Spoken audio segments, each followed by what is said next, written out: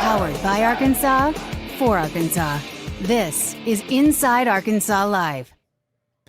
And welcome into Inside Arkansas Live here on this beautiful day here in the great state of Arkansas. I'm your host, John Neighbors, alongside Curtis Wilkerson and Andrew Ellis, and appreciate each and every one of you for making us a part of your afternoon this afternoon. It's a Remember Wednesday presented by Fayetteville Fly Co. So we're going to go through and remembering some of the things that we really want to remember and maybe give some positive vibes to all of you out there. We're going to have an SEC update, go around the SEC and the college basketball landscape, as well as get a chance to hear from Dave Van Horn as he met with the media, which came in very good timing. But fellas, watch party last night was great success there at Brothers Meat House. Appreciate them being out there and appreciate everybody showing up. But the game didn't go exactly well, but how are we feeling after a night of dealing with what transpired, what we saw last night? How the hell do you think we're feeling, John? What kind of question is that? Oh, hey, we're going to give everybody some positive vibes today after we started the show by playing 5 minutes of that crap for the press conference. Like, yeah, you're really setting me up to want to do that there, bud. No, I'm not doing good at all. I'm not, it's a crash out moment here. This is a disaster. And that didn't help. I want to go back to the music, John. I want to go back to the freaking music because that was the vibe. I'm really just kidding. It was fun. I thought that was actually a pretty cool deal. No. I actually it's the thing is I started when I was putting that together. I was like, people are going to hate this. Like immediately thought I was like, they're going to really hate this. And so maybe, we'll maybe be a continuation, but there'll be maybe Dave Van Horn tomorrow on that one. But yes, it's but I get it. But yeah, how about you, Andrew? You know what I like, John? I like that you could still hear the music faintly behind John Calipari's voice. You could still hear that little beatboxing going on. I like that music a lot. And yeah, I thought it was a cool little deal. Allows us to settle in. Allows us so we don't have the people jumping in and be like, I missed the first 5 minutes, but I want you guys to talk about what you talked about in the first 5 minutes. So maybe we can cut out some of that. But no, yeah, I mean, look, I'm still licking my wounds after last night as well. And I just want Razorback fans to know, you should be pissed. Like I don't. If you think this is about to be a show where we're going to sit here and try and convince you, no, actually, you shouldn't be upset and don't be mad about this, don't be mad about that. Like I'm out of answers, man. You should be livid. Mm-hmm. Yeah, and I think that Razorback fans are for the most part, and we want to hear from you. Of course, you can jump into the chat. We'll always try to get to those as many as possible, and the phone lines will be open too at 478-344-6623 if you want to give your call and all that. But guys, I know you guys, of course, went through it in Pod at the Palace post-game show last night, which incredible numbers of people tuning in. I feel like a lot of them were from a different fan base, but still a lot of people were tuning in and checking it out. And, we've given our reactions a little bit to it, but waking up this morning, I don't know if you guys feel the same way, but I mean, it is all out Armageddon and war from a lot of people in national media perspective and everything. But everyone is talking about John Calipari and the Razorbacks, and they're talking about going 0-4, and they're talking about how this is a disaster. This is terrible. This is, some people are saying, I told you so. Some people are saying, what's going on? I just feel like every single time I get on social media, I see the Field of 68 retweeting one of their other quotes from other people being like, this team stinks. I'm like, ooh, this just in. So it's just been crazy where we knew that it was going to be a pretty big reaction to each and every game that Arkansas has this year under John Calipari. But it seems like this one is the ultimate like explosive people coming out of the woodwork and really, really putting it to Calipari and the Razorbacks, putting them to task and where it's at. Because before, at least you lost to some top 25 teams. This time, you didn't. And to see, I guess seeing the reaction is just adding fuel to the fire and piling on a little bit to everybody. And just, man, you're being talked about a lot, but unfortunately, it's not for the right reasons. You reap what you sow. I mean, yep. It is what it is. You can't do anything but smile and take it at this point, because pretty much anything that's said is true right now. I mean, Arkansas is the worst team in the SEC, and that's not, a hot take. Go look at the standings, and they're at the very bottom with the most losses, and, they'll have some company after tonight, but it's just not where you want to be. And, even the I told you so folks out there who are like, oh, you're overhyping this team, whatever. Nobody expected Arkansas to be hanging out in John Pelphrey territory after 4 games in SEC play under John Calipari. Nobody expected that to be the case. So it's going, not only is it not going according to plan, it's going way worse than the plan. So a frustrating deal, for everybody involved. And it's just one of those times where you can't say anything. Like there's not a retort that we can give to those who are throwing the shade. It's just kind of an unfortunate set of circumstances. And it's even reaching the point I've noticed where some of the folks that were really piling on Cal, for the longest, it's now I'm seeing like pity coming through. It's like, yeah, I was really enjoying this, but now I'm just starting to feel sorry for him. And I'm starting to feel sorry for Arkansas fans. And it's just like, I don't want to be here. This is tough, man. So I don't care how many games they wind up winning this season, but my God, if they could win one soon, that would be neat because this is not fun. Yeah, I'm definitely seeing a lot of the pity. And to your point, Curtis, as no one could have predicted it being this bad, because a lot of people are obviously doing the victory lap of the I told you so. And like my retort to that would be, I wish they had been right. I wish Arkansas had just been the regular season juggernaut that chokes in the postseason, because I actually cover that team. That is the Arkansas Razorback baseball team. And despite their postseason chokes, I'm still fired up for baseball. I still love baseball. I still love talking about the team. So I would love for everyone to have been right and for Arkansas to just be that. And by the way, and we've said it a few times now that like with the Kentucky fans that try and act like we didn't know that was coming, like the idea that they're going to be a super talented roster with not an X's and O's coach. Like we knew that was the circumstances. We just hoped it would be better than what it is. And we didn't say it needed to be a national title. We just wanted to have a fun, talented basketball team that won a lot of games, and maybe they'll make a run in March. That's really where we were at. It's not like the bar was at the very top. Like we set a pretty fair bar, I feel like, just based on what Calipari had done in his career. And so, yeah, we feel bad. We feel dumb. But I also think like, again, it's not like this is a thing that everyone saw coming. And I think that's probably why the reaction is so crazy, because even the people who are the most anti-Cal guys probably thought that Arkansas was going to be pretty good in the regular season and then choke in the postseason. And so it's weird that we're at a point right now where I'm begging for that. Yeah. And it's just a matter of giving the fans something, giving everybody something to at least enjoy for a little bit. And there was none. I mean, the highest point at this season was when they beat Michigan up in Madison Square Garden, which was a great game. And that's what I think is really what makes Razorback fans the way they are, is here recently, and you can use for all sports, the times that they felt good, which they haven't had many, but the times that they did were so short-lived that they don't trust anything anymore. The Tennessee win in football, for instance. Remember how good that felt? Remember how great Razorback fans felt? They're like, man, yes, finally. And we're going to a bye week. We get LSU into town next time. It's great. And then that LSU game happened. You're like, well, that didn't last very long. And it's the same thing with the basketball team. They've had some struggles and whatnot. But after that Michigan game, I know you guys did pot at the Palace, and Curtis, you were up there in New York City. People were really feeling good, and everybody was talking about you in a very positive way. It was like, man, what a great game, great basketball. Hogs have done some stuff, Boogie Flans this, all of that. And just a couple weeks later, it's gone. And so that's where it's made it as equally, or maybe even more so, frustrating for Razorback fans, is that even in the good things that they have had over the past couple of years, it's been so short-lived. And I was just hoping for this Razorback basketball season to not be a short-lived thing. I wanted to be sitting here right now, guys, and hey, we're talking about a 3-2 SEC team, just or a 2-2 SEC team. Wouldn't that be nice? I mean, just not saying that everything be sunshine and rainbows, but hey, you're still in a tournament talk. Maybe you got a good quality win. And it's like, you don't have nothing. You have no weapons, as Curtis was saying. You have nothing to retort with. You have no weapons to go back at anybody with. You just got to take it, and you just got to deal with it. And then in the moment of time, people taking the victory laps, rightfully so. I mean, I'm not going to hate on you for it. I would be too. I would be obnoxious if this was going on. But I don't really know what's the future holds, and I don't really know how many games this team's going to win, if they're going to win any more in the SEC. I really don't know. And, usually mystery can be pretty exciting and fun, but this time mystery is a pretty scary and dark place, I feel like, for Razorback fans.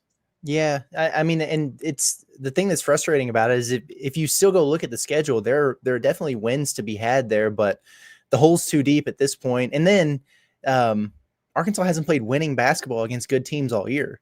they didn't even play winning basketball in the game against a good team they did win, which was the Michigan game where they blew like an 18-point lead in the last 10 minutes and were able to get that one done. So like is it out there to do? Sure. But like they've just shown nothing that suggests that they're going to do it on a regular basis. They're going to win some games. I mean, I don't really have any doubt in that, but I think it's going to be enough to get them where they need to be here. And that's frustrating for sure. You mentioned like Razorback fans having problems trusting anything at this point. That's why, no offense, and I know I'm going to be forced to here soon, I didn't listen to Dave Van Horn today because I know everything that man said. I'd be like, oh yeah, this is exactly what I need to hear right now, baby. Hell, here we go. Yeah, baseball. Nope. Not getting me. Not yet. Not yet. Let the games come around, whatever. Let's get some of these practices where Andrew's, tell me about the scrimmage stats and who's hitting bombs. I'll get going then. Not today. I'm not drinking that Kool-Aid. Well, I think you have the right mindset, Curtis. I think you do. I did drink the Kool-Aid this morning. I took a little, I got a little batch. I took a little bit, but a healthy amount. Like I'm not one of those guys who's like, all right, screw basketball. I'm on to, and I'm the freaking baseball guy. Even I'm not doing that because I do think, approaching with caution. And you're right about Razorback fans not wanting to trust anything. Why would you? I mean, you have a football program that is for a while, for the last good little while, has been a bottom feeder. They are openly not making any moves to upgrade that football team this offseason. They've taken a step back, so you can't really get excited there. The basketball team, they thought they pulled their get out of jail free card with the Muss situation by getting John Calipari. You thought that would kind of buy you some excitement, would kind of be a little bit of a Band-Aid that can kind of force things. We thought if there was anybody who could makeshift in the middle of the offseason, make a roster that could compete, it would be John Calipari, and even his roster stinks. And so, yeah, I think our Razorback fans should definitely be bracing for impact, even entering baseball season. And I think the baseball team is going to be very good. I'm not really trying to make a dissection of how good they're going to be. But yeah, if you're a Razorback fan, you definitely should be like on edge, and it just sucks to be in that spot with your athletic department, really with all three sports for the most part. And I think I'm a big believer in the idea that the more you put into something, the more you're going to get out, like the more fulfilling it's going to be. If Arkansas were to win a national championship in football, it would be very sweet for this fan base who had to sit through ULM, who had to sit through Toledo, who had to sit through Chad Morris, who had to sit through all these things. Like, I'm a big believer that would make you feel better. But what sucks about this current situation, the Arkansas basketball team, is they're going to win some games. They're not going to go winless in SEC play. But I just don't know if that fulfilling moment where it's like, oh man, yeah, it's all worth it. I don't see a path to that happening. Definitely not this year. I mean, we'll see. Maybe next year will just be a completely different thing and they'll really make strides. But I just don't think you're going to get that ultimate reward this season. I don't even think this team can make the NCAA tournament at this point. I mean, it's really it's a bleak time that, and this is a conversation I just did not want to have. All we needed Arkansas to do last night was just beat a really bad LSU team. That's all you had to do. And then even then, there would be a lot to figure out, a lot to work on. But we can't even have the fun conversations anymore. It's real. It's desolate this time of year. Yeah, that's all I was like really hoping for, is just to win it. And then the fact that you can't even do that. I think we even talked about it a little bit last night at Brothers Meat House. Like, I agree with you, Curtis. Like, they're going to win some games in the SEC. They're not going to go 0-18. They're not going to be Missouri last year. But there's not a game I can point to on the schedule and be like, Arkansas is winning that game. Like that's the thing is I know they are. I just don't know which. And that's where you just lose that confidence in anything that's going on. And so when you have that, and then you have, the how great the SEC is and how competitive the SEC is, we talked about going 7-11 can get you into the SEC or into the NCAA tournament. At this rate, Arkansas is not doing that. Like, they're just not a tournament team. And man, if there was anything that you could have said or it could have felt like about this team, was that at least they're going to go to the tournament. At least they'll do that. But they're not doing that right now. And with 14 games left in SEC play, I just don't see what you can point to or what you can say to say, hey, this is why it'll be okay. This is why it'll turn around. This is why this is like, there's nothing. There's zero that you can look to or point to. And I don't want to hear any of these other people out here saying, oh, negativity does this. It brings down this. Shut up. Shut up. What brings down negative? What brings down everything is losing. Okay. So I'm done with the trying to be positive about stuff. There's nothing to be positive about with this basketball team right now. So stop trying.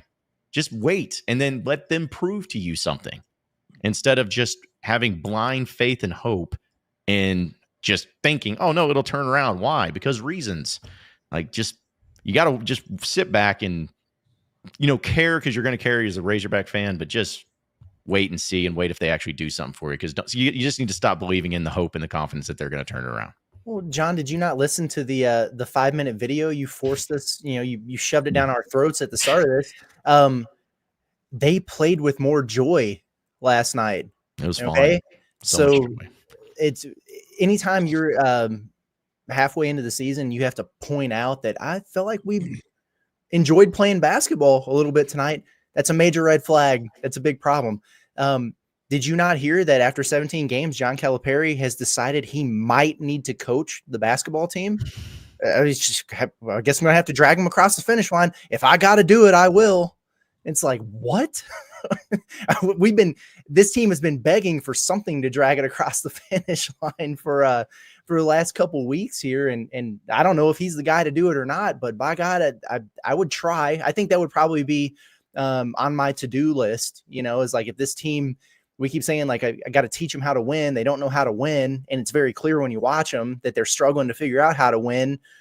If it's you that can just grab them and pull them on across, go ahead. Please do. Yeah. I'm glad Cal's having fun. I'm just glad he's having a lot of fun, and he's making a lot of money. I'm sure he's doing great. And look, I don't have like any real qualm with Cal as a human being or like a person. Like, I actually admire him. Like, I think he's been super good to us. He's been by all accounts good to everyone at the University of Arkansas. But I think it's worth noting. It's not like he has a ton of stake in this game. Like, if Arkansas stinks, it's really not going to affect John Calipari's life and the trajectory of his career that much. Because, I mean, things were kind of on a downward trajectory at Kentucky. So, like, he was very reasonably looking at potentially getting fired at some point there. Like, I think that it's clear, like, this is a last chapter of his career.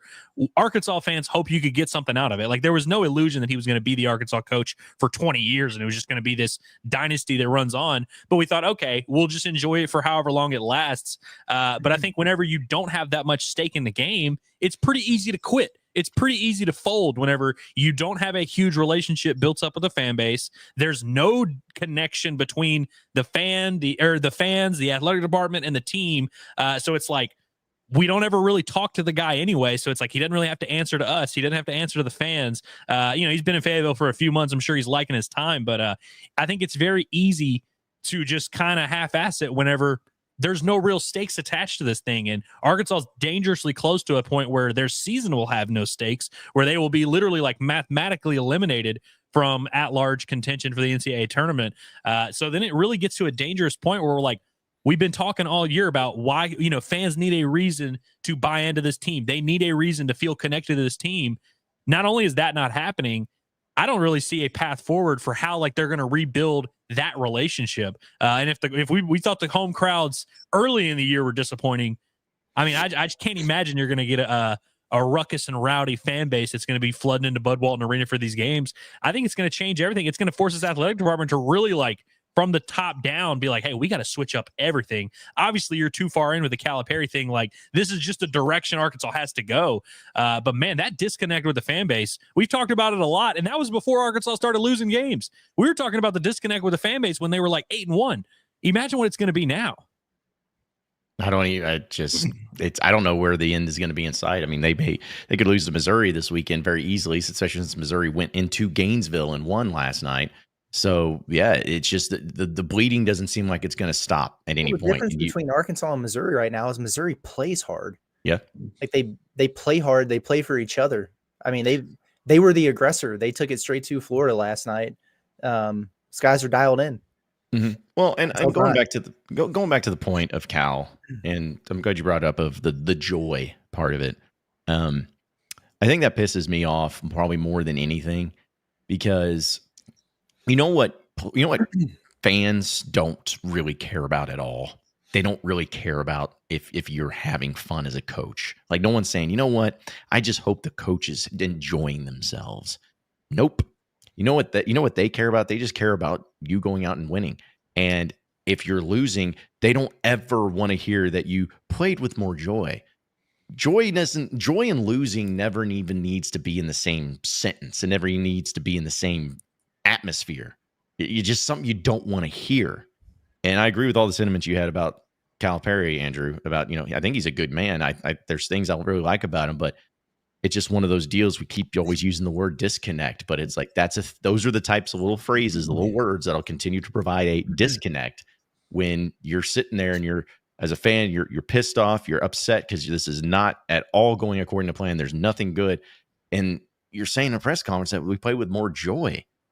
Like, what are we doing here? Like, who cares? Like, who is going to sit back and be like, even if they're winning, there's got to be some joy. No one cares about joy. They care about wins and losses. They care about development. They care about progress. They care about being good and fun and entertaining.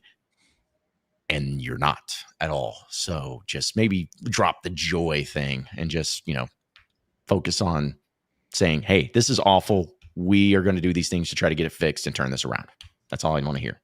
Even if it's not true, I want to hear that at least. I think that was just kind of the flavor of the week, thing there. Cause he talked about after the Florida game where he was like, oh, DJ had the dunk. That was the only time we looked excited to be there. Why is that the case? So I'm sure that they've talked about it or whatever in practice. And that's probably why he brought it up. He's like looking for something. He's like, oh, I remember I said this Saturday, there was more than one play where I thought we had joy in this game. I don't know, but he's talking about being disappointed that he hasn't been able to get these guys to do what they need to do. And maybe he needs to drag them across the finish line or whatever. I mean, he's got his work cut out for him to do that because it's like you have systematic problems with some of the things that they're trying to do philosophically. It's not working. You have roster construction problems where you don't have enough depth and a lot of the guys you brought in are not what you expected them to be. And now you have motivation problems on top of that. Apparently, according to the head hog, that's kind of where you're at. So it's like, again, when we sit here and talk about, yeah, we get it. I mean, there's 14 games left or whatever. So there's time to turn around. But the reason it's becoming increasingly likely that that's not going to happen is because you have to fix everything, so that's a difficult situation to be in. So I don't know. I've seen a lot of people on social media tweeting about, well, where's the tweak? Is the tweak coming? So I guess this is the thing that he must do every year where they hit a downswing or whatever. And then he says he's making a tweak. And then I don't know if that means it gets better, or if that's just something he says. There's Kentucky fans in here. Maybe they can tell us, but I think that might that might be what's coming next. I don't know. So I want to say, before I say what I'm about to say, I want to preface this by saying that Hog fans are entering a dangerous game where they are now remembering Eric Musselman like he was this figure that never made mistakes, that never had ups and downs, that he just always had the right answers no matter what. And I would push back against that. Like I covered the Muss era. I was there. I had the most fun of my life as an Arkansas basketball fan and observer. But there was plenty of stuff that he did that drove me absolutely nuts. There were times where we were all frustrated with him. So I don't want to do the game where we're like acting like, oh yeah, everything was perfect with Muss and now it sucks with Cal. Like I think that's dangerous. But I see this comment from TB and it's 100% accurate.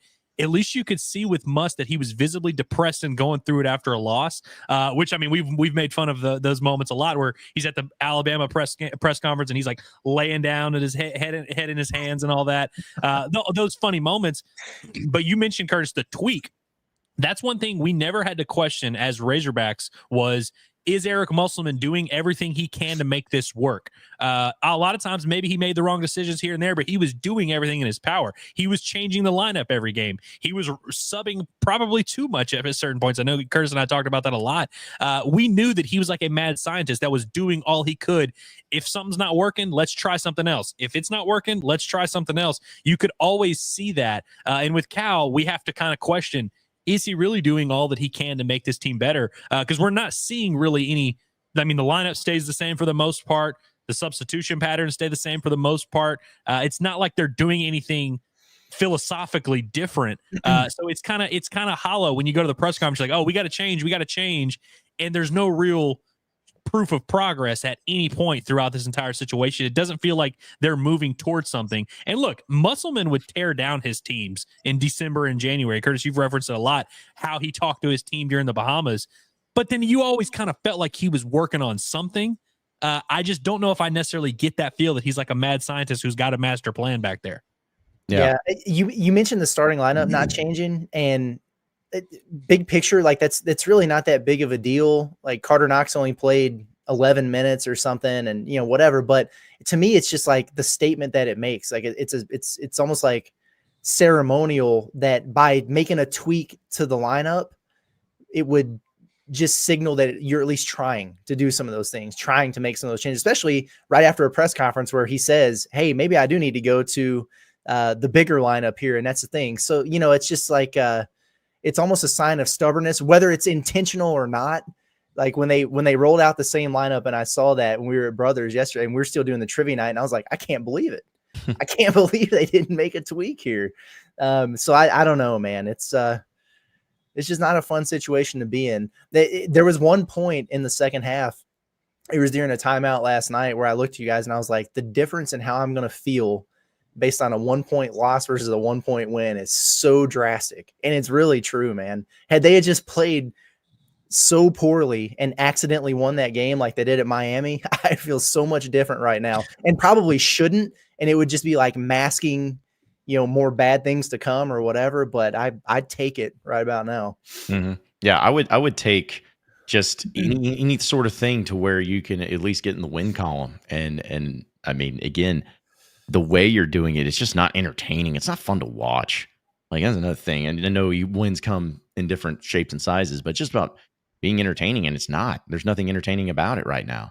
And so I know we got a few calls. We'll get to those folks as well as some of your chats. But I did want to bring this up as part of our Alumni Hall question of the day, presented by Alumni Hall, the ultimate Razorback shopping experience. Your teams may not be good, but your apparel can be. And you can get it at Alumni Hall at alumnihall.com/Arkansas-Razorbacks. You can also check them out in store at 3417 North College Avenue here in Fayetteville. Appreciate them. We can up with some gift certificates, and we'll have some gift cards to give away too throughout the shows here for Alumni Hall. But the question was simply, are you done with the Razorback basketball season? Because I just wanted to know. It's getting in the moment. I have a feeling that probably some BBN fans hijacked this poll question, because that's what they do. But 75% say yes, it's over. The season's over. And that's how they're feeling right now. I would probably, scale that back to maybe like, 60% Razorback fans say that. Because again, I got more votes on this than any other poll question before. So I have a feeling that it was probably some Kentucky fans in there. But yeah, that's where a lot of fans are at right now. They just don't have a lot of hope in it and feel like the season's over. And, and even though technically 14 games is a lot of games, it just doesn't feel that good, considering of those 14 games, what is it, like 11 of them are against NCAA tournament teams, maybe 12. Yeah, so, man. It's, yeah, I mean, and the only way it would not be really is if they just won these next 3 games. I mean, it's like the conversation we had the other day about like what's the minimum they have to do in those 4 games. And I said they need to win all 4, and I still believe that, and they didn't. But like bare minimum, it's like, hey, you better win 3 of those just to kind of get yourself back on track a little bit. But again, it just, what have we seen that would make us think that that's coming? Hey, if it happens, I'll be the happiest man on the planet, because then it'll be at least somewhat intriguing when we go to Lexington for a week. You know what I mean? But until they get over the hump once, like there's no point at all in looking at, stringing together a bunch of wins. Success isn't owned, it's leased, and rent is due every day. And this team owes us a lot of freaking rent. But no, seriously, I mean, in terms of giving up, I guess that would, this kind of a subjective thing, because it's like, what does giving up mean? Preseason, I thought this is a team, like we kind of have spoken about it a lot, that if they could make the second weekend, we would all have considered that a successful season. No matter what, that would have been fine. If they had gone to the Sweet 16 and lost, maybe they're a 4 seed that loses to a 1 seed, like whatever, we would have all signed up for that. Obviously, I've given up on that type of possibility. I don't think this team is going to the Sweet 16. I don't even think this team's going to the NCAA tournament. I haven't given up on that, because I just think they're like mathematically like things that could shake out. But in terms of like, do I still think this team has a chance to really be something good? I don't, but I'm not going to give up on the team, because it's our job. We cover the team. Like, I'm not going to stop talking about them. I'm not going to stop watching the games. I'm not going to stop dissecting the issues the best that we can. So, I mean, look, we're going to do our part, but I definitely have given up in terms of believing that there's like there's like a fairy tale ending coming around here. Do you want to start doing the pot at the palace every morning? Because it's getting tough to find cool stuff to talk about. Today's was good because it's the report card. After that, everybody's always like, "You're an idiot, F," and yeah, maybe so. Tomorrow's I think is a pretty good one. And I like doing the game previews and everything like that, but there's always that middle ground. We talked about it's like when you have the Tuesday to Saturday, it's this long break. So I've got my eyes on what that Friday morning show is going to be right now. And I'm like, well, at least they're going to get the top big man in the country tomorrow. And maybe I can talk about that because as far as the actual basketball is concerned right now, we got to get really creative to keep people engaged. So have we given up? Like you said, Andrew, no, we can't. It's our job to continue to talk about these dudes, and hopefully they just make it a little bit more fun to do.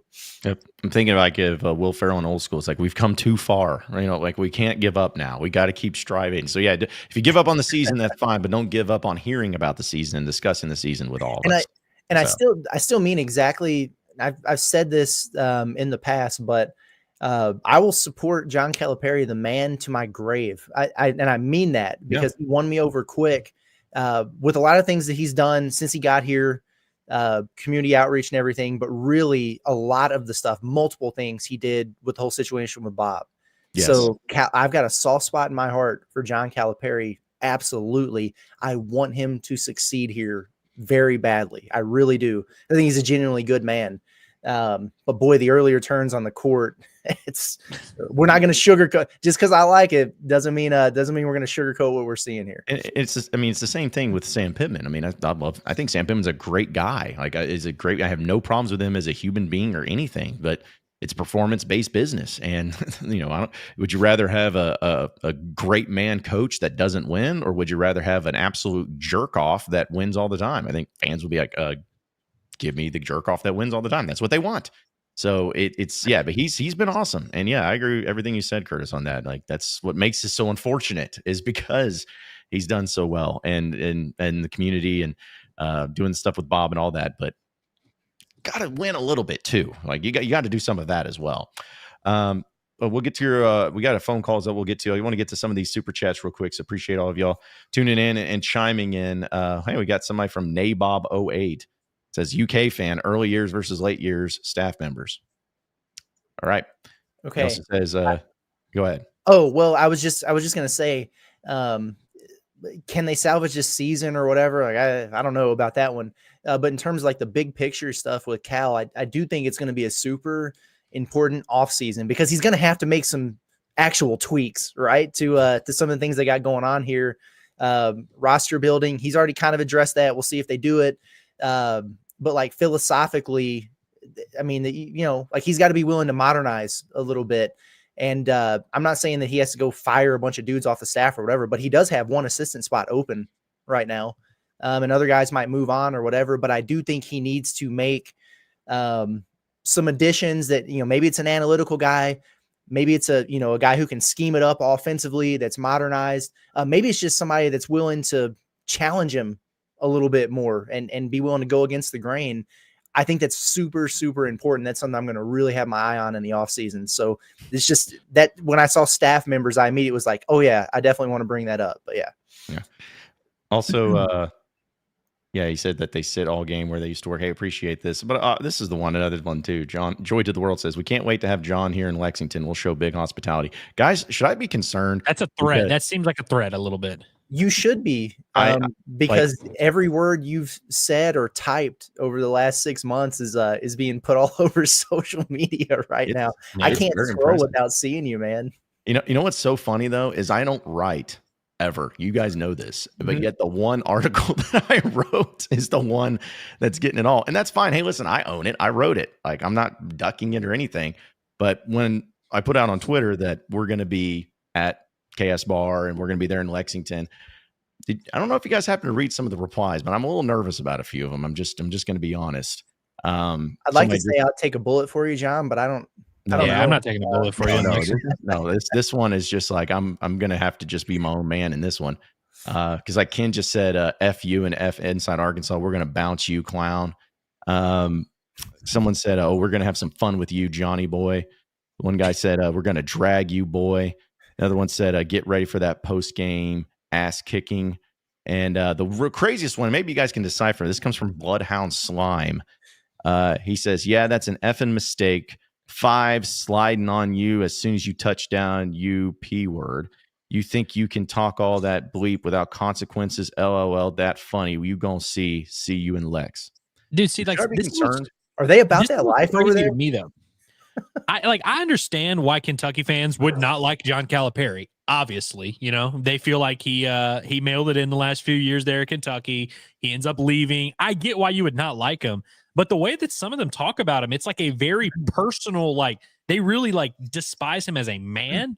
And it gets so, and like it gets, we're still in mid-January, and literally I would say maybe half the stream is Kentucky fans. Like, it's to the point where it's like you almost feel like he did something to them personally. And same with John. Like, I get why a Kentucky fan would not like John.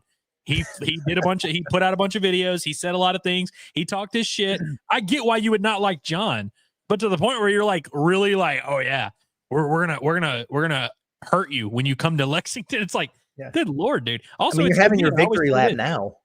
It's Wednesday at freaking 12:43 p.m. How are you that wired up that you're like ready to fight someone over basketball at like on a random Wednesday afternoon? This is crazy behavior, dude. I love how many people were calling John boy. Yeah, I'm like, geez, man. Yeah, apparently Lexington is about that life. But hey, once again, another huge shout out to our guy Logan. I mean, my goodness, coming in with a super chat. Says, you look defeated, Curtis. Hope this helps. So there you go. I thank you. Always, obviously, really appreciate that. I am defeated because it's the second year in a row I've had to do this shit, where there's just so much excitement and anticipation. And as soon as things really get rolling, especially from a business standpoint, the team just tanks, and you can't get away from it. So that's frustrating. It's a lot easier to do this when they're winning, but also I haven't slept in like 3 days, like legitimately haven't, thanks to my wife and her travel schedule. So I'm very, very tired, like delirious. I haven't closed my eyes since Monday night at some point, and that was at like 2:30 in the morning. So I'm very tired. So I know you were at the airport early this morning. Obviously, it was like 5 o'clock. Did you really just not sleep from like before that at all, and then you didn't come home and like take a little nap or anything? I got home. I did the report card, and I clipped up some stuff, recorded for tomorrow, and then took Michelle to the airport. And when I got back, I wrote a story for Andy Hodges, and now here we are. It's an animal, absolute warrior, Curtis Wilkerson, doing the Lord's work. So, don't feel bad for me. we do.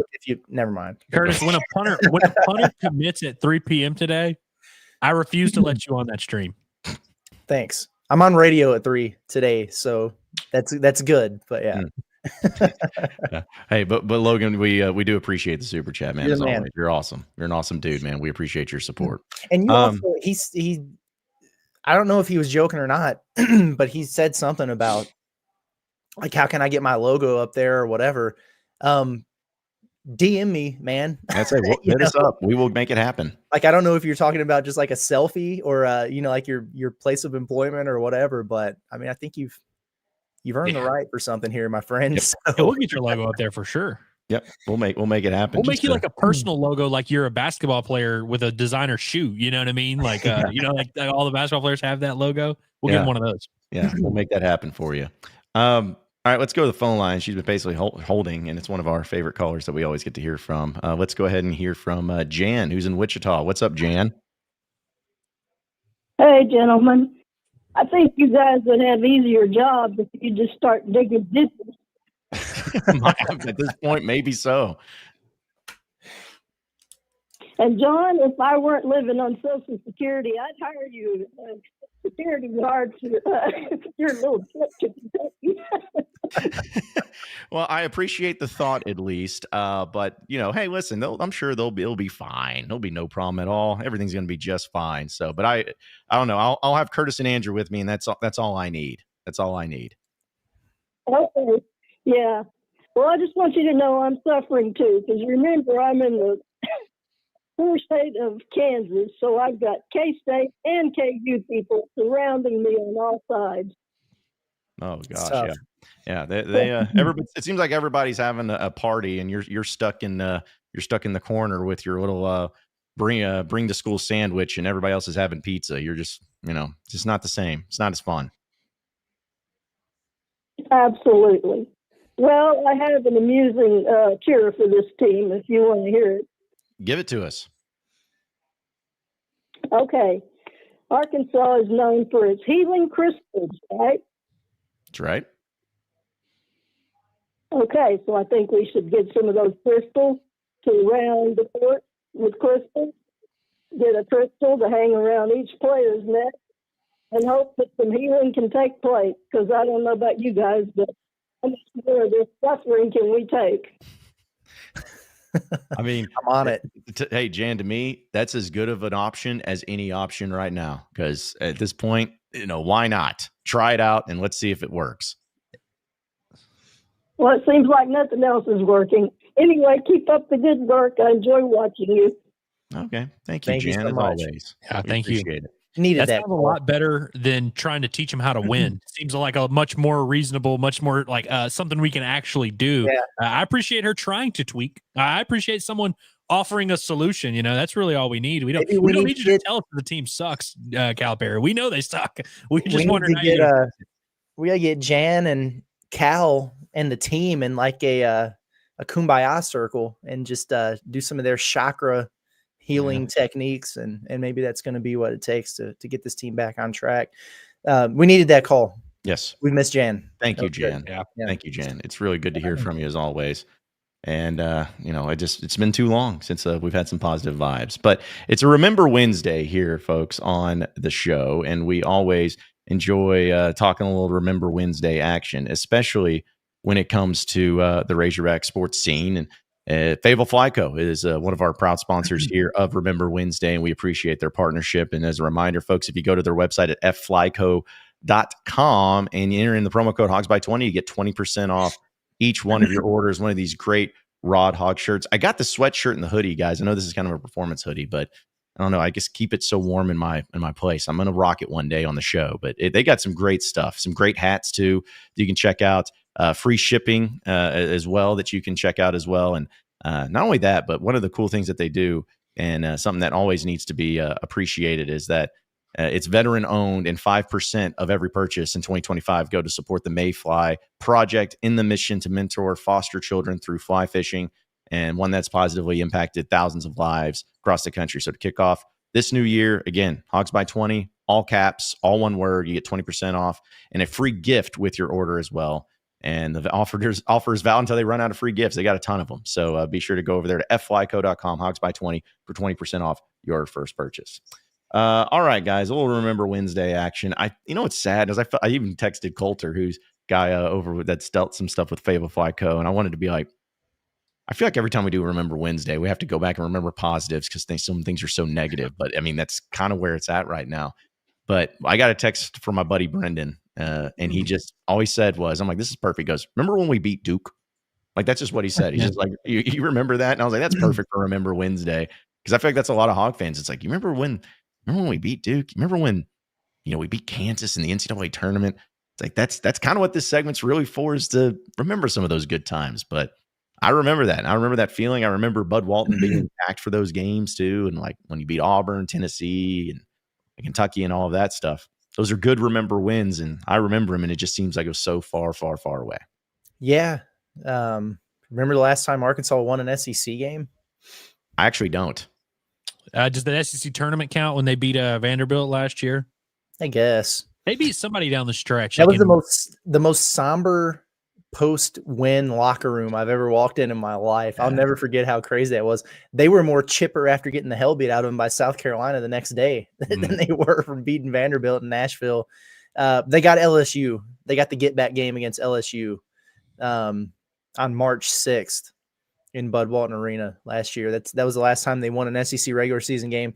But you remember when they played Kansas in that exhibition? I'm not talking about, they beat Kansas in an exhibition. Why are they not good now? Because we did that with Purdue last year. Nobody cares about the result. But it's just so weird to me how like the level of anticipation and excitement, everybody was bought in, ready to rock John Calipari era. Here we go.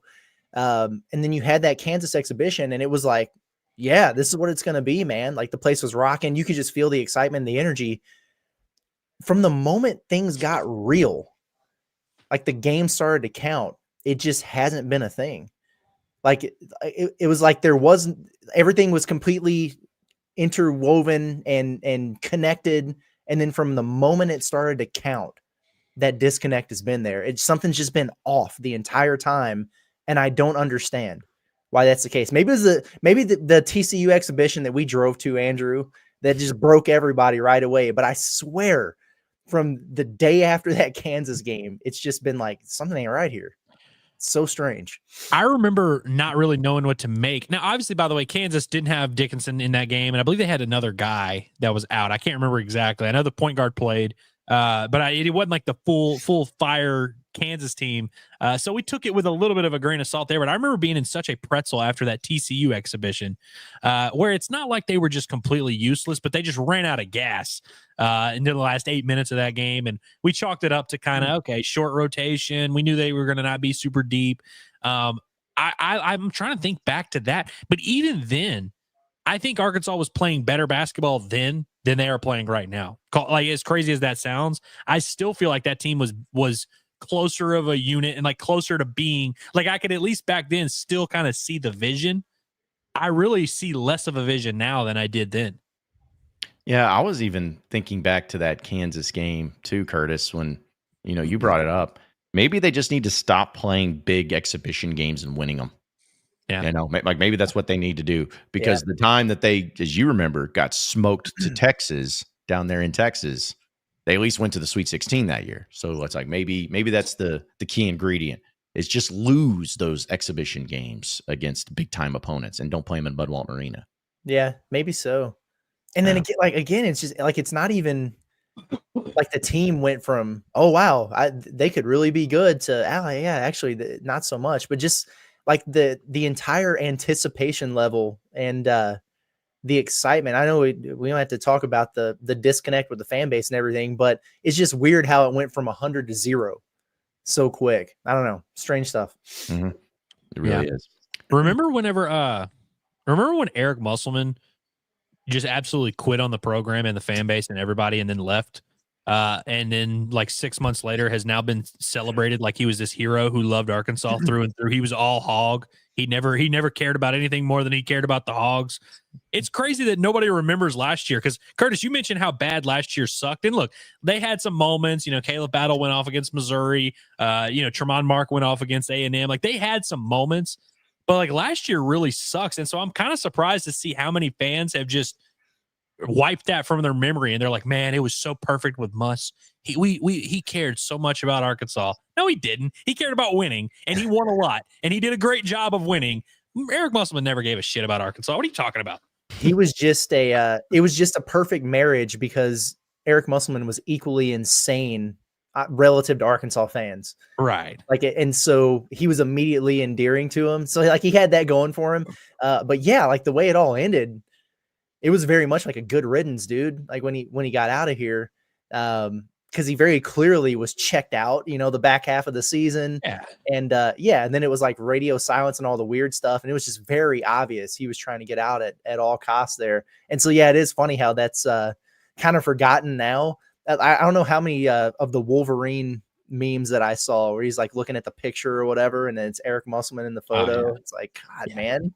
And to be clear, like, he obviously wasn't as checked out for the entire tenure. Like, he had plenty of moments where he was not checked out. He was a guy that he wanted to win at all costs. And I think that's what, like you said, Arkansas fans really gravitated to that. And it was a perfect marriage. He was the perfect coach that they could have hired at that moment. It was an awesome tenure. I loved it. It was the most fun I've had as a Razorback basketball observer.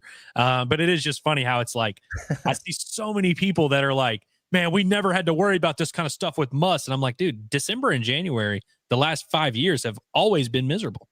Yeah. In fact, that not his first year, but it's the first year they went to the Elite Eight. Like, I think back to that NCAA tournament, another Remember When on Remember Wednesday. But, Arkansas just, and even in the games that they lost, there was such a, like, obviously he was very upset and pissed off, but there were so many like close games and games that were heartbreaking and ones that got you there. But then he went on that long streak, that win streak. I forgot how many it was. It was like 7 or 8 games to get you right back on track. And the team gelled and you knew exactly what your lineup was. You knew that it was going to be Jalen Tate, Moses Moody, Justin Smith, Jalen Williams getting thrown in there. You just knew that what it was going to be. And you knew what to expect. It was just fun to know going into a game, going into a matchup, going into whatever. You're like, I at least know what it's going to look like. It may not equate to a win, but I know what it's going to look like and I know what to expect. I can expect Moses Moody to go for 15 to 20 points a game. I can expect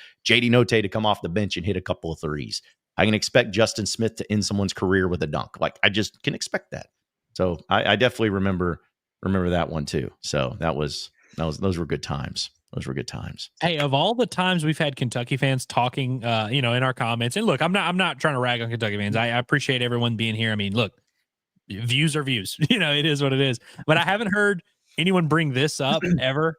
He remembers the buzzer beater dunk to beat Kentucky a few years ago, which, by the way, is like 15 years ago at this point. But we've never heard that moment from a Kentucky fan's point of view. Do y'all also remember, Kentucky fans that are here? Do y'all remember the guy that was trying to fight? Was it the Harrison twins? It was one of the Harrison twins. We had a Razorback fan that was willing to defend the Hogs' honor. And there's the beautiful picture of him squaring up against Aaron Harrison. One of the funniest things of all time. That was great times. What was his name too? It was Big something. It was like Big Nate. Yeah, he was like a guy. He was like Portis's friend or something. Yeah, and he had a nickname. He's like Big Nate or something like that. But here's the thing. You know why? It's funny you brought it up. I don't know why I don't think Kentucky fans ever bring that up. Is because they went to the national championship game that year and they don't care. Like Arkansas did nothing. They went to the NIT and lost to Cal over in Berkeley. That's what they did that year. So it's like, it'd be the same thing when, do you remember when, but that Mike Anderson year, that was so great that Arkansas was a 5 seed and, everything. Like, people forget Eric Musselman and LSU, the final game of the year at home, beat Arkansas on a buzzer beater, like a 3-pointer. But nobody really remembers that because that was a good LSU team. Yeah, yeah. Jordan Mickey was their big man that year. They had some guys. Yeah, Muss was on staff and everything. So yeah, there's just a lot of those moments where those games happen in the regular season, but there it is. I love that. Like, it's an awesome picture, man. The perfect stance too. Like, I have no idea what he's about to do, but it's almost like you don't know if he's backing up or moving forward. But he doesn't have his hands up; they're down, but they're clenched in fists. He's just, there's a wild card. You don't know what's about to happen. Is that Antigua in the background? Yes, it's like it is. Not even aware that his guy is about to get into fisticuffs over there. Yep. The dude in the red hoodie. It's not, but it's kind of low key. Looks like Nick Smith back there. It does. Well, I guess how old would Nick Smith have been? He would have been like 12. Yeah. Maybe even younger than that. Yeah. Well, actually, bringing that picture back up, I just laugh. Yeah, these gray vested people. What the crap were they going to do? It's like a nursing home of white vests out here, man. Denver, Wichita, right there. Yeah, it's like, no offense, but I don't think these people in the gray vests are probably with us anymore. Come on. Like, what were they going to do? Now they've moved it up and done it a little differently. So it is hilarious, man. Yeah, like they think they're going to stop Aaron Harrison from going after that guy. Like, come on, what are you going to do about that? Sheesh.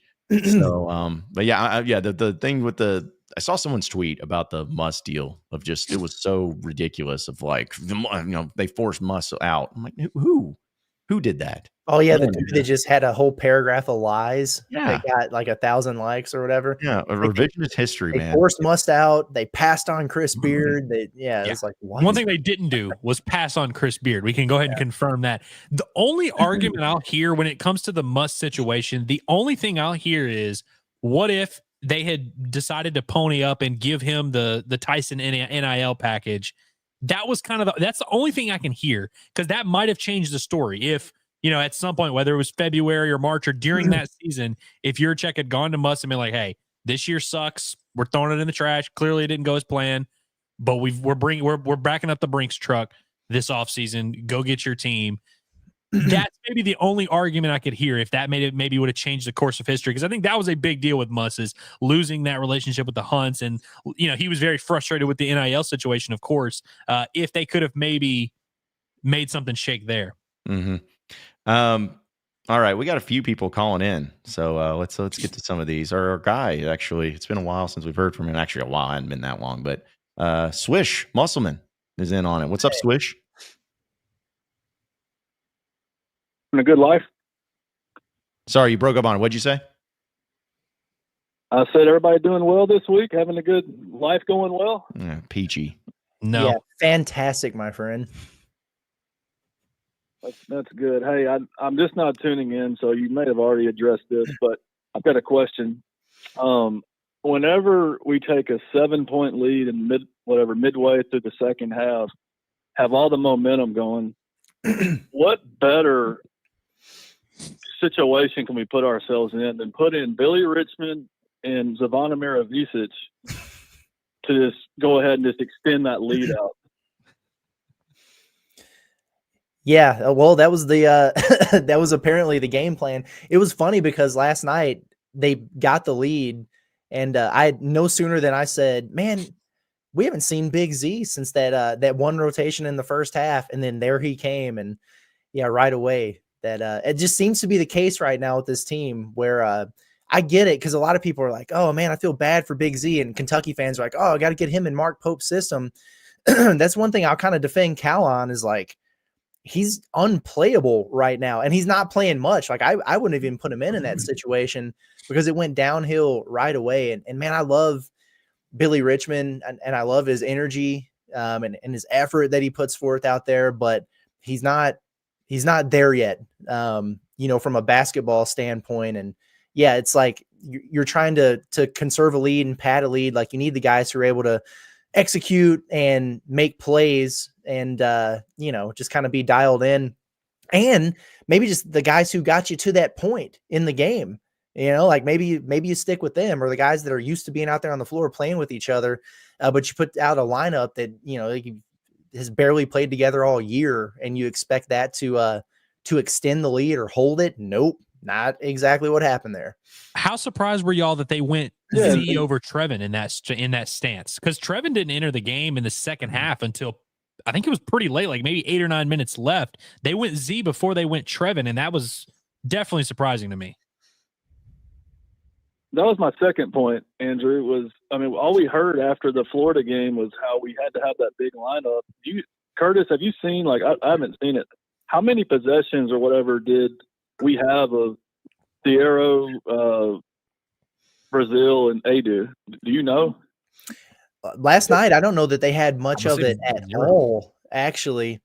And I think it was because they wound up wanting to play 3 guards more because he's not going to take Boogie or DJ off the floor. Like, we just know he's not going to do that. And then John L. Davis had a pulse. So he wasn't going to play Thiero a bunch at the 3. So, yeah, we didn't get a lot of those jumbo lineups. I felt like Thiero played a ton at the 4. They might not have done it at all. If they did, it was very little. Brazil only played like 10 or 11 minutes in the game. And I know a lot of people are like, well, at the end, he had the bad pass turnover and then the moving screen that got turned into a flagrant, which was a bad call. But I thought when he was in there early in the game, I thought he was playing really well. Like he had a couple really nice passes from the top of the key for assists. He stepped in and knocked down that 3 right away. And it was like, it just seemed to me like a situation where he should play 30 minutes in that game. And it would have made sense to go with the bigger lineup, especially when an LSU team that's not very big was just kind of killing you on the glass and around the rim. It makes sense to have a guy like that in there, but they didn't do it. Big Z is just so frustrating to watch. I mean, to me, it's just unforgivable to play him instead of Brazil, in that situation like Andrew was just talking about. But I don't know, more frustration. I'm sure we'll get it all worked out Saturday, though. Oh, yeah. No, not a doubt in the world, man. Yeah. All right. Well, y'all have a good second to call.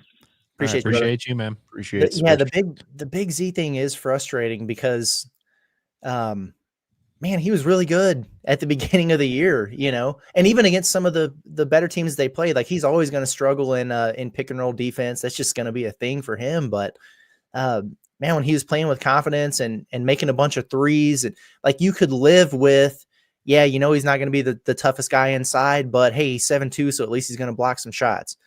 Yeah, he's not going to get all the rebounds, but buddy, he's going to be a mismatch weirdo out there where he's knocking down a bunch of threes. So you can kind of live with it.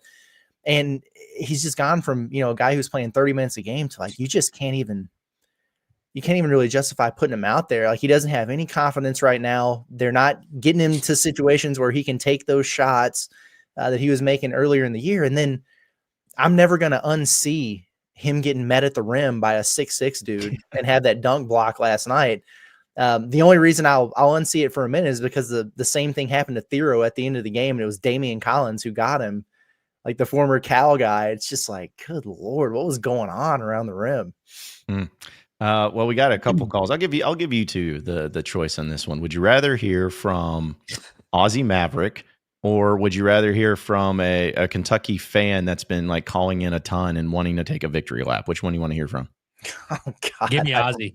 Give me Ozzy or give me death. All right, we'll go ahead and get Ozzy in here. What's up, Ozzy? What's going on, guys? It's your boy Ozzy Maverick. Don't feel too bad, John. I got to drive to Lexington and wear a paper bag with the coat with cow over my head. Thanks to that inexcusable loss to lowly LSU. Make no mistake about it, that LSU team's bad. Guys, John, I'm not trying to kiss your ass or anything, but I really enjoy your podcast you do in the mornings with Locked In. I think you pretty much extrapolated the words that was in my brain and pretty much put them into a YouTube video format. I feel like when I'm watching my athletic program on the mat right here, I can't do anything to help. There's a scene in the movie Black Hawk Down where they get pinned down in a building. A guy is, been hit, been shot, and the guy needs to get to a hospital, and he eventually fades away. That's kind of how I feel what's going on with the university right now. And, Hunter Yurachek doesn't seem to give a darn. John, you're absolutely right. The disconnect with the fan base, everything else, it starts right at the top with Hunter, the incompetent Yurachek. And I can handle losing. I can't handle somebody not caring, getting off the boat. It's a fact. Hunter Yurachek interviewed for the Texas A&M job. He wanted the South Carolina job. This guy is not bought into the program. This guy is radio silent. And when everything has been on the line, it is your job not only to raise money, Hunter Yurachek, but it is your job to protect this program from becoming what it is now, and that's Keith Carter's doormat. The reality is there is no excuse for Sam Pittman to be employed at the University of Arkansas. I understand he's a good guy. I don't care.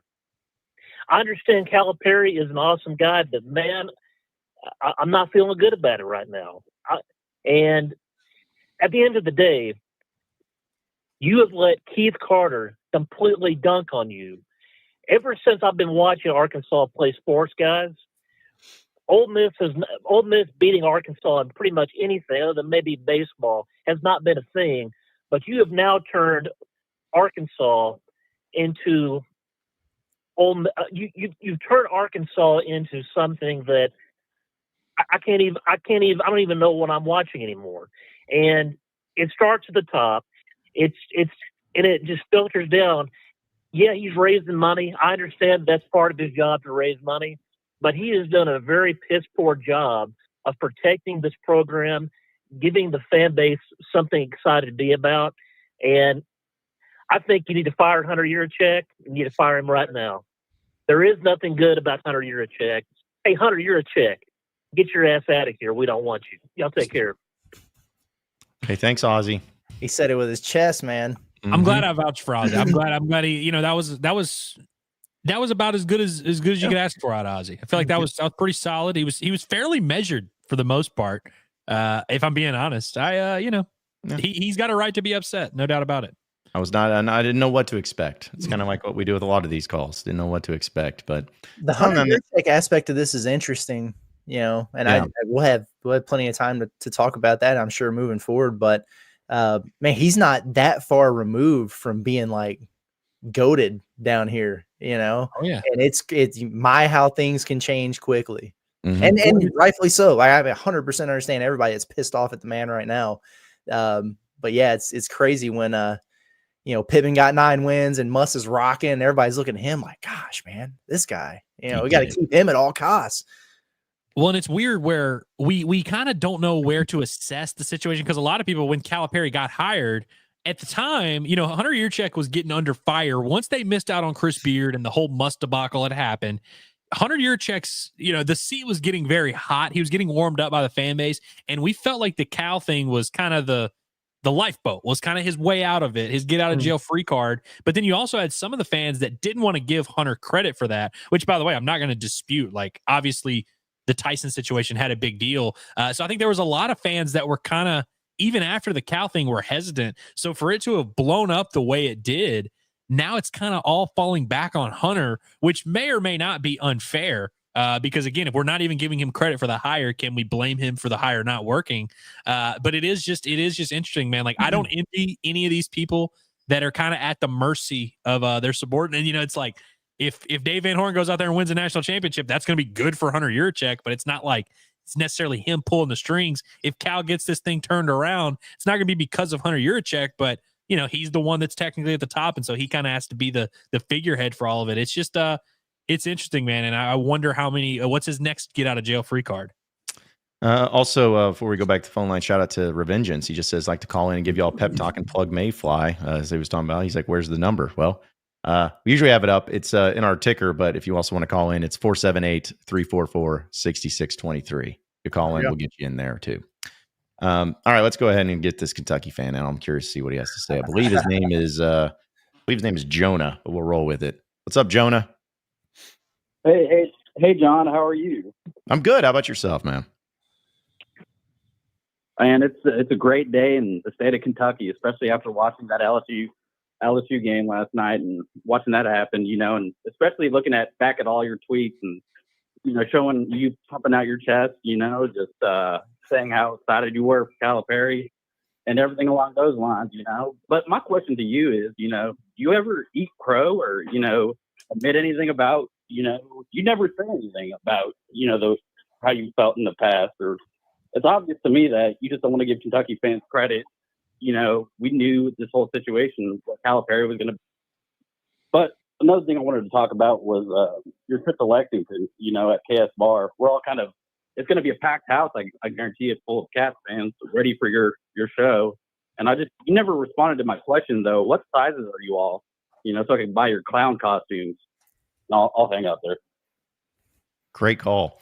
I just was really not too impressed by that. He was a little shaky there. Yeah, he kind of wavered a little bit. Here's the thing about it. What made me laugh is, one, it shows everything about him and so many Kentucky fans, where it was a pretty great day here in the state of Kentucky watching that LSU thing. I'm like, y'all played last night against Texas A&M and won, and that's the first thing you talk about. I was expecting that to happen, and then say, and also seeing no. First thing he mentions, so watching you guys lose. So it shows the obsession. But yeah, when he started talking and then wavering a little bit, and then clown costumes, which size are you? Large. So if you want to buy me a clown costume, if you want to spend your hard-earned dollars and bring a clown costume, I will take it. I won't wear it, but I will take it. And here's the thing. The whole deal about eating crow, I mean, that's kind of exactly what we've been doing this entire time. Could not eat more crow. Yeah, man. And two, I just go back to the you told you so things. No, none of you told us this. No. Nobody expected it to be like this. He's been a regular season merchant. It's all been enjoy the first round exit, enjoy losing in the round of 64, enjoy getting upset by a double digit seed. Enjoy getting all these 5 stars and not being able to win in March. Nobody was saying enjoy starting 0-4 in the SEC and being terrible in the regular season. Nobody saw that coming, but that's where we're at. It's like you can do the victory lap thing, and that's okay, but not too many I told you so's from that standpoint, I don't think. And it's just like, look, what we do is we cover Arkansas athletics, the 3 major sports specifically. Like, we just react in the moment to what's happening, what we think is going to happen, and we go from there. And we will change our expectations. We will admit when we're right, admit when we're wrong. Like, we just react to these things as they go. And so, like, it always is funny to me where people are like, are you like last night, literally on the post game stream, we had Arkansas fans who were like, Curtis, are you going to admit that this team is bad? And it's like, just listen to what we're saying. Because yes, we've been talking about it. It's been well documented. Like Curtis does videos. He puts out content every single day discussing how the team is bad, why they're bad, what they could maybe do to not be bad. Like that's exactly what we do every single day. Like we face the music more than anybody. Because, I actually enjoyed that luxury when I was a writer, that no one actually gave a shit what I had to say. Like I could, write my stories, do whatever, but nobody was pulling it up and hold me accountable for anything that I said. And now we're in this position where we are being held accountable. And we've never run from that. We've never not done a show because Arkansas lost. And like, we've never tried to frame it like, oh, actually they lost, but it's not that bad. We've faced the music plenty. And so it's always so funny when people hold that as a gotcha. They're like, are you going to admit that this Calipari thing didn't go the way you thought? It's like, yes. Like, obviously we didn't think it was going to be this bad. Like, what do you want us to do? It's not our fault. No, it's 100% true, man. And, I'll say two things. One, like people they'll listen to the show and they'll clip whatever they want and put it out, and it's the whole out of context thing, and that's fine. But two things here. I've given Kentucky a lot of praise on this show and Mark Pope for the job that he's done. Every time they get a big win, I shout him out. That's one thing. Two, this is part of a rivalry, the banter. And I love it. And it is, I don't take it as seriously as I think some of the folks over there might be doing. I'm sure we got Arkansas fans who get a little bit too worked up about it too. But honestly, it's, if Arkansas wins Saturday and Kentucky loses, I'm going to tweet something. Like I'm going to, and I know that Arkansas would just be 1-4 and that Kentucky will still have 5 top 15 wins or whatever.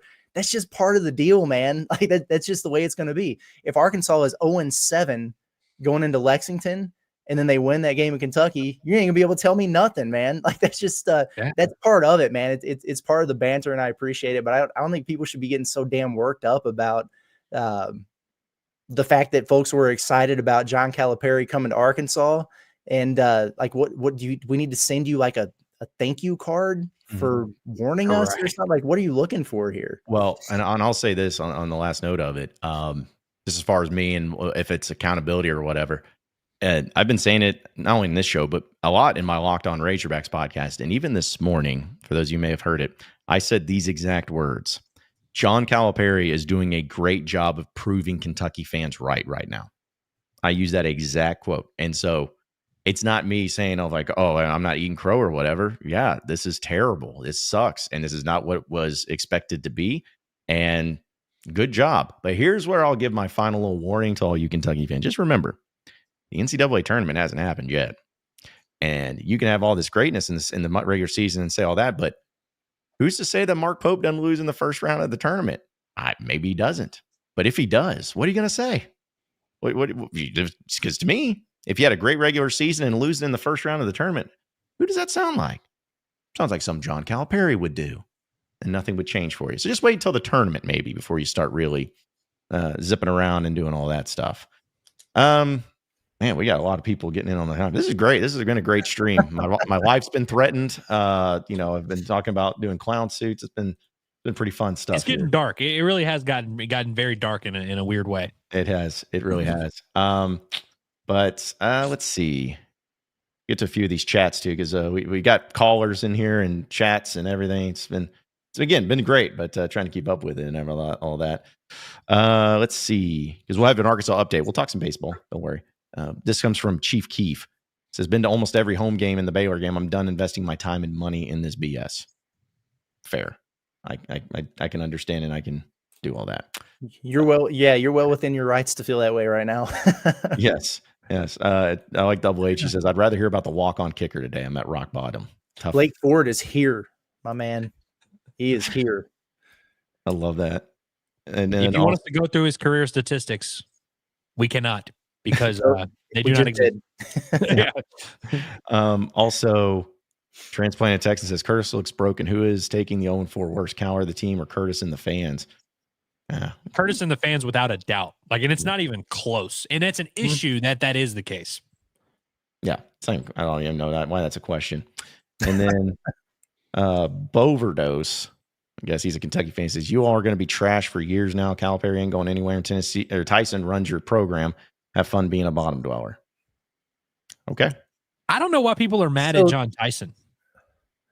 So if Arkansas is good next year, can we call this person and be like, "You gonna eat your crow, you clown"? Yeah, I mean, No, because then they'll just again. You got to judge the whole season because how funny is it going to be if Arkansas went into Lexington and won, even if they're 0-7 at that point? It'd be really funny. That would be hilarious. I'm not saying it'll happen. I'm not predicting it's going to happen. that's not typically something that happens for Arkansas. Just it'd be way too convenient. It just would not happen. That it's coming through in that type of moment is not really an Arkansas thing, but that would make it all the more sweeter if it did. It really would. Let's get to some of these calls. Try to work through them as best as we can, folks. This is I guess Revengeance from the chat that gives us a super chat and everything. What's up, man? What's going on? Not too much. What you got? Hold on, let me try this real quick.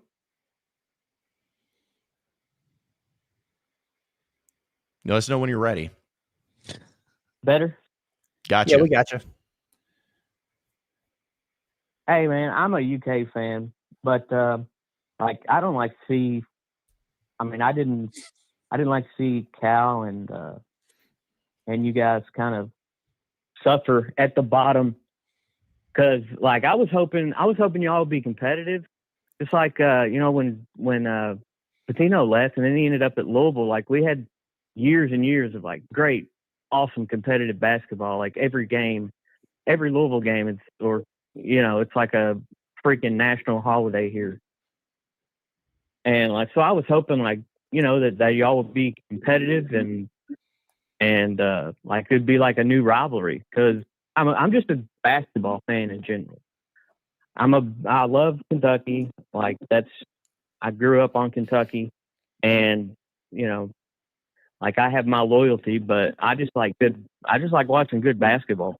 And the better the conference is, SEC wise, the better the conference is, the better the basketball is. It's good for all the programs. Everybody gets to eat. Yeah, I mean, I feel you on that one, man. We thought and we hope that Arkansas would be more competitive too than they are right now. I mean, this rivalry is still going to have a ton of juice as long as Cal is there, but it definitely it would help if Arkansas, performed a little bit. And hell, the alternative would have been that Arkansas could suck and Kentucky would suck too, but they haven't held up their end of that bargain. So, Mark Pope's doing a great job, and whether Cal likes it or not, that does put more pressure on him to perform here at Arkansas. But I mean, we're a little bit less excited coming to Lexington because of the way this has gone so far. If Arkansas was doing at least remotely what they were expected to do, I think we'd be a little bit more fired up about it. But it's, it does take a little bit of the luster away. He's on a 5-year contract, so there's a lot of basketball to be played between these two teams. They should be playing twice a year, frankly. Yeah, I may disagree a little bit. I actually have never looked forward to this trip more after what has transpired and going to Lexington. You're also a glutton for punishment.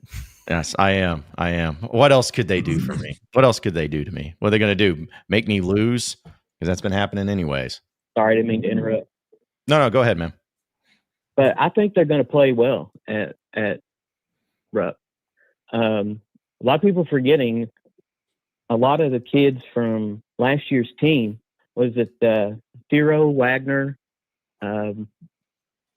Big Z, Bonamir, or Big Z? Like that was a team that they were part of. They were a good portion of the team that went into Auburn and won.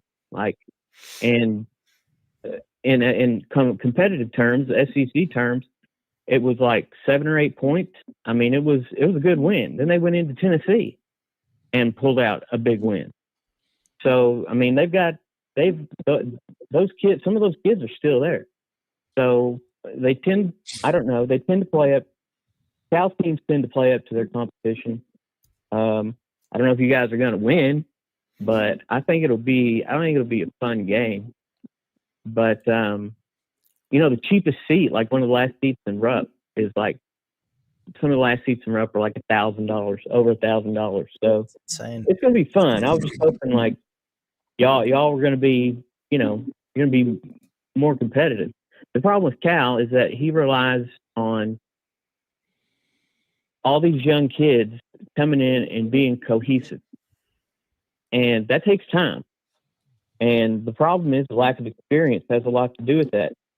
You're depending a lot on whether or not 5 kids or 9 kids have never met each other, young kids that were told they're the best growing up. They don't necessarily like to share the ball. And if they're not a cohesive team, then you're going to have a lot of problems. That team in 2012 that won the national championship had generational talent, but they were also like very cohesive. The team in 2014 that went to the national championship. Towards the end of the year, they were extremely cohesive. Well, I'll tell you what, hey, we appreciate the phone call, man. Yeah, we got to run Revengeance, but yeah, we got a lot of calls we got to work into, but we appreciate you calling in regardless. Because yeah, we got a bunch of them. We're gonna work through them. We're gonna do our best we can. Let's go. Actually, I think this is an Arkansas guy. Is it Mello? We'll see. But let's talk Arkansas basketball. What's going on, man?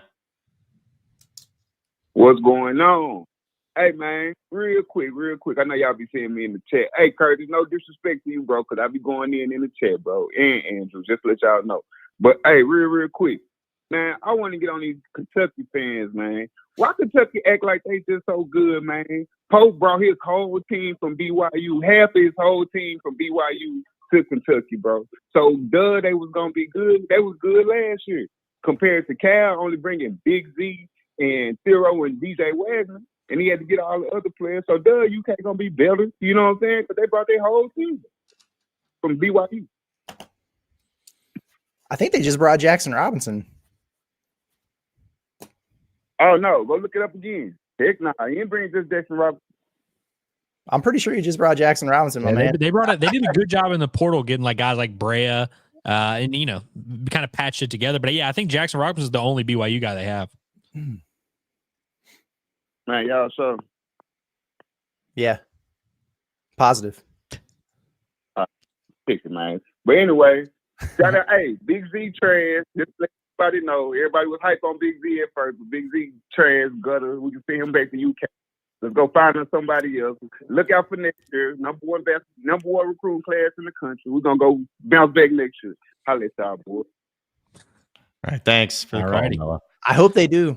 And that's the other thing, man, is like they're bringing in a really good recruiting class, and that is absolutely a reason for people to be excited, but you're just gonna be hearing the same things. He always does this, you know, like people are just gonna be trying to tamper all those expectations, and maybe that's fair, maybe it's not. I don't know, but it's gonna be one of those things where you still kind of brace for impact. If they land the number one portal player in the country, you're gonna be, well, why would he be good? I mean, John L. You know, and so it's gonna be kind of that same thing. Yeah, and it kind of makes it hard to even talk about the team going into next year because you have to answer the question of why would it be different? It's not like talent was like a huge issue for this Arkansas roster. I guess you could argue the depth, but it's gonna be tough to even get Hog fans up for next year.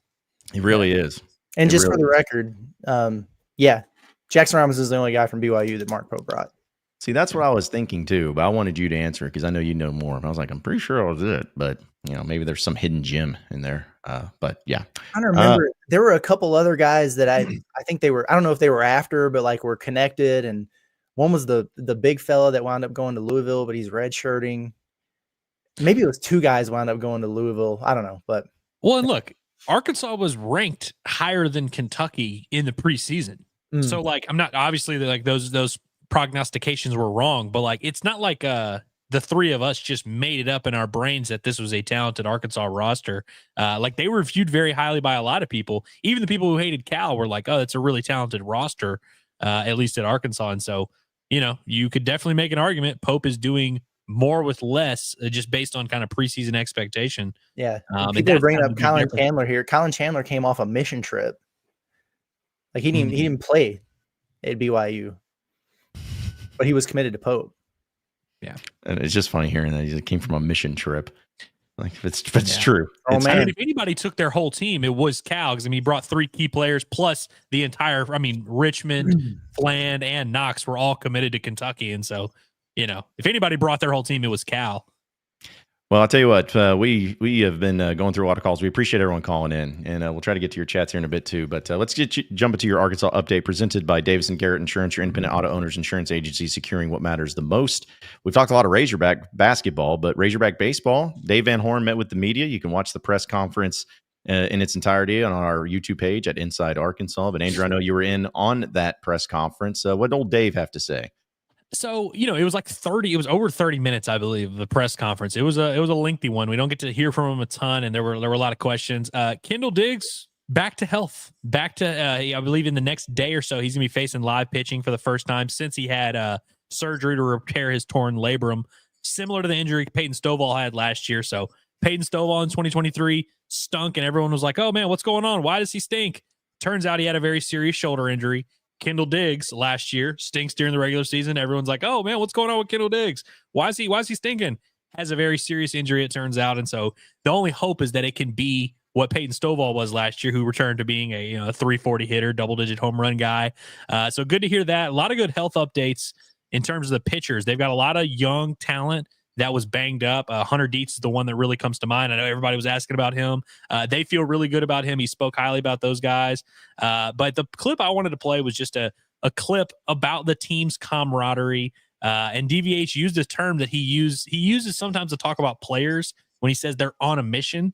The last time I can remember him using that term specifically was about Patrick Wicklander going into his junior year. He said he was on a mission. And if you watch Patrick Wicklander that year, he was on a mission. But let's hear what DVH has to say about the camaraderie of the team and kind of the mindset coming off of last season. I think the competition just continues to get better, and we get closer to the season, and guys just really want to get on the mound. I just see them pushing each other. But at the same time, I see a lot of camaraderie. Guys are pulling for each other. Like I said, this team's more verbal. It was fun watching their strength and conditioning workouts, especially towards the end of, the semester when there was some competition, and we really started putting the position players and the pitchers together working out, because a lot of times they're separated and it separates your team. Then you got to try to get it together when you get here in January. We tried to work on that the second half of fall, and I think it really, really helped us. I think it advanced us a little bit. You see all that's going on all over the country. You got teams that are super talented in other sports.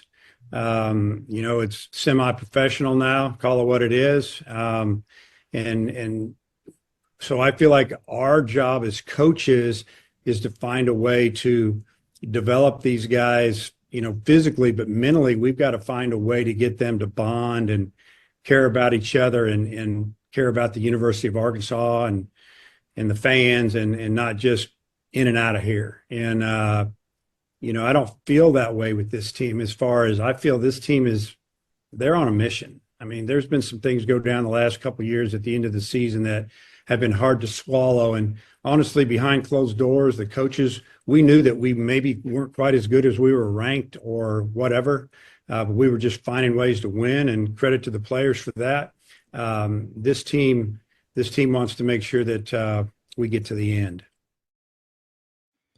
I thought it was really interesting, him kind of touching on what we talk about a lot, the new NIL era, the way that college sports is different. He's not disagreeing with that. Obviously, it's changed a little bit, but like any coach should, their job is to get these guys to care more about the NIL, more than just the NIL, care more than just about trying to get to the MLB. Like, you're here at Arkansas, you might only be here for a year, but you got to get a group that really cares about each other. And I thought that was interesting. And he spoke earlier in the press conference. He had a reference that he and Nate and Bobby Wernes had a little bit of a discussion about how they're going to change some things offensively. But I like that he addressed that, things have not gone their way that they wanted to in the postseason the last couple of years.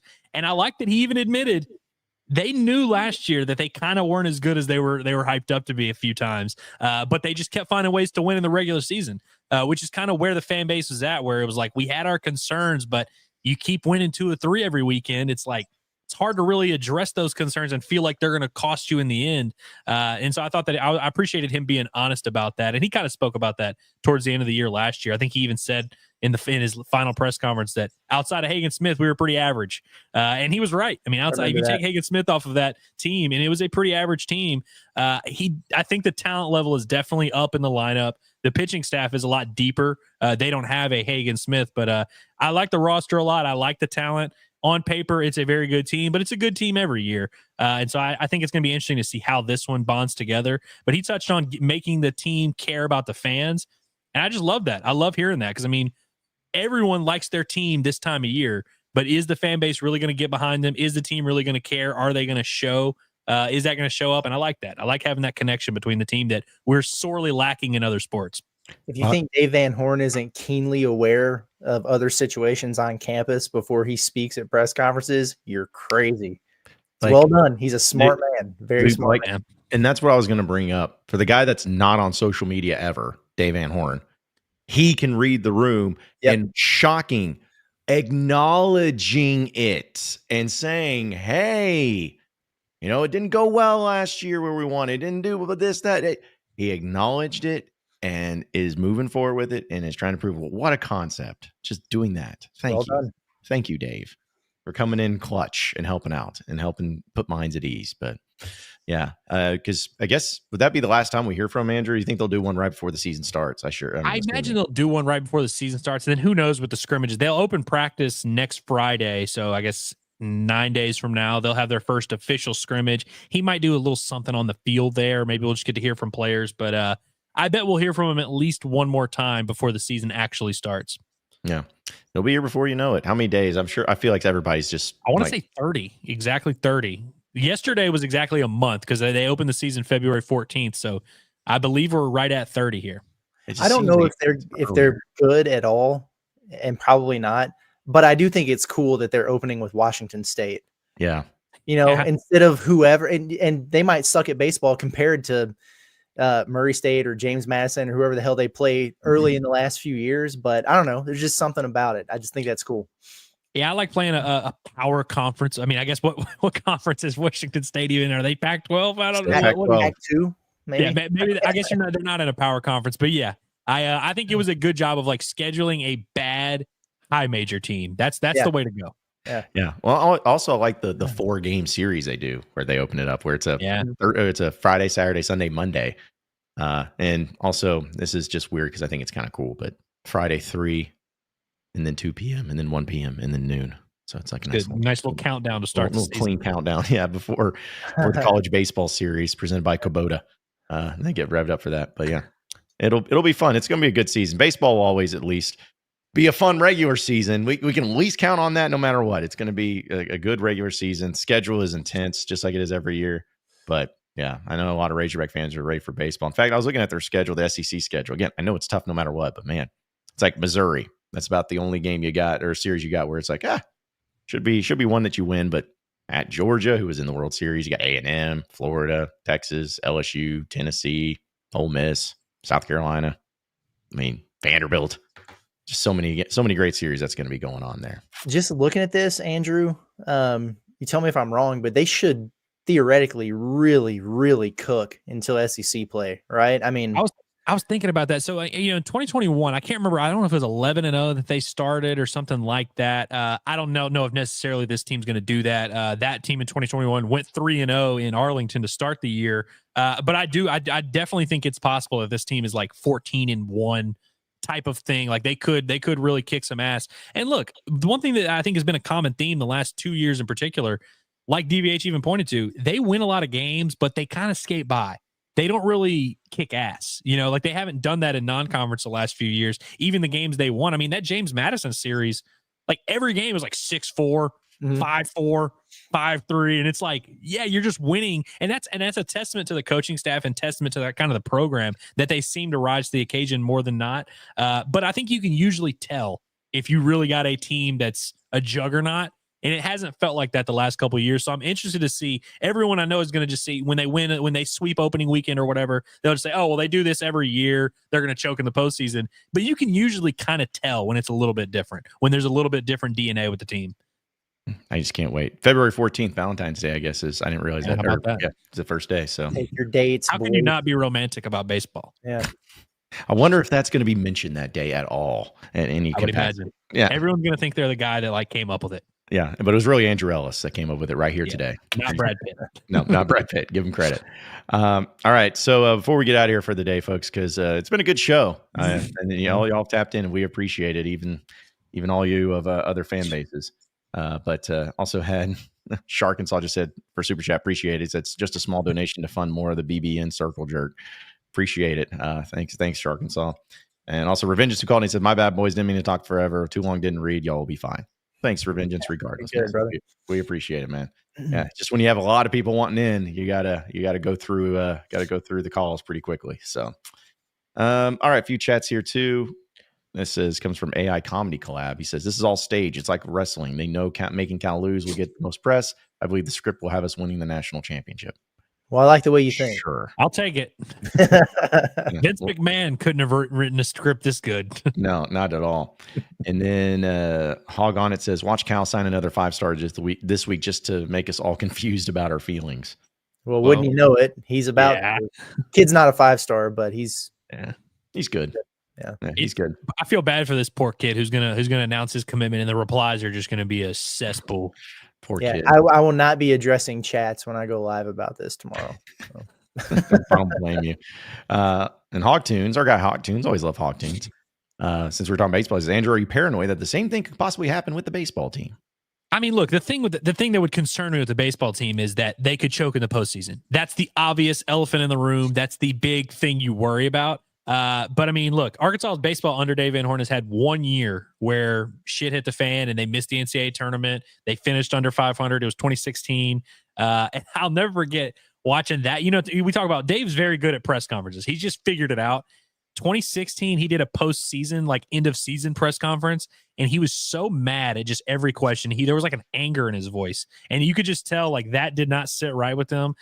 I can't imagine Arkansas is ever going to have a regular season that bad ever again. I mean, you never know. I mean, the SEC is brutal. Like they're going to face a lot of tough competition. So perhaps the record won't be as pretty as it's been the last couple of years. But as we've learned, that don't really mean all that much. But I can't imagine it really blows up in their face that much. But could they choke in the postseason? Of course they could. It's always a possibility.